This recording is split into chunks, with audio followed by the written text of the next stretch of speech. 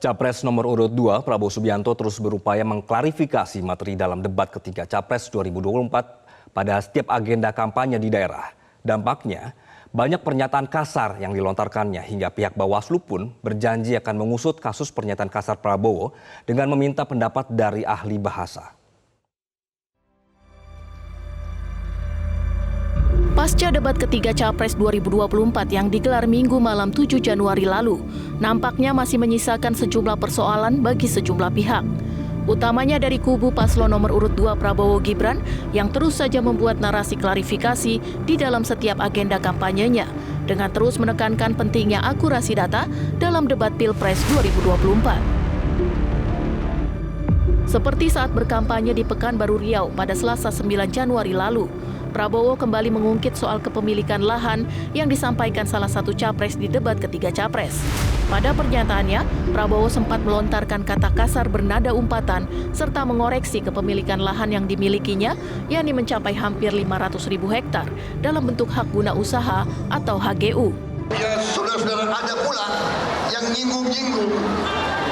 Punya tanah berapa, punya tanah ini.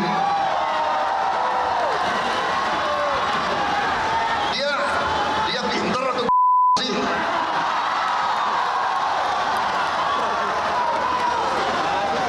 Dia ngerti nggak ada HGU?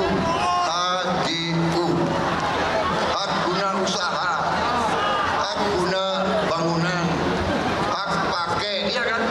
Itu tanah negara, saudara.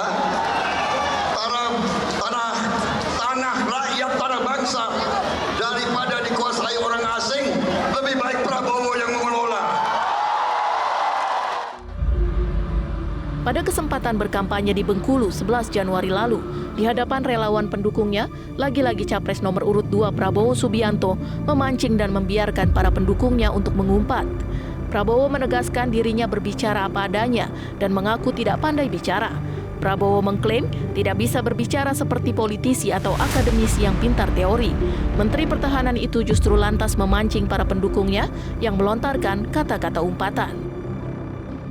Salah, tapi kita nggak boleh bilang tidak pintar.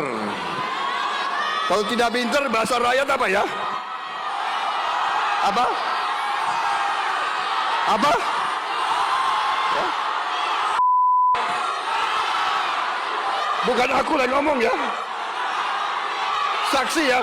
Badan Pengawas Pemilu atau Bawaslu menilai umpatan bernada hinaan yang terlontar dari mulut Prabowo dapat dikategorikan sebagai pelanggaran pidana pemilu. Ketua Bawaslu Rahmat Bagja menyebut ada larangan bagi peserta pemilu menghina orang lain sesuai pasal 280 ayat 1 huruf C Undang-Undang Nomor 7 Tahun 2017 tentang Pemilu dengan pidana paling lama 2 tahun penjara dan denda maksimal 24 juta rupiah. Karenanya Bawaslu berjanji bakal memeriksa kasus ini jika ada laporan yang masuk. Bawaslu juga akan meminta pendapat dari ahli bahasa untuk menilai dugaan hinaan dari Capres nomor urut 2 Prabowo Subianto di tengah upayanya mengklarifikasi semua materi debat yang ditujukan kepadanya. Dari Riau dan Bengkulu, Tim Liputan Metro TV. Jelajahi cara baru mendapatkan informasi. Download Metro TV Extend sekarang.